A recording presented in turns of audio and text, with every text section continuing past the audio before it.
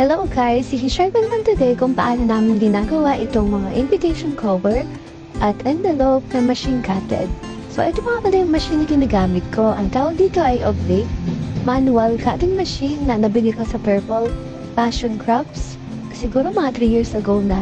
At syempre kapag gagamit ka ng ganitong machine, kailangan mo din ng mga metal dies na gaya nitong ginagamit ni Happy para makak yung design na gusto namin para sa invitation cover nito. Pwede kong i-share sa inyo kung saan ko namigay ito at yung ibang metal dies na ginagamit namin sa paggawa ng mga cover.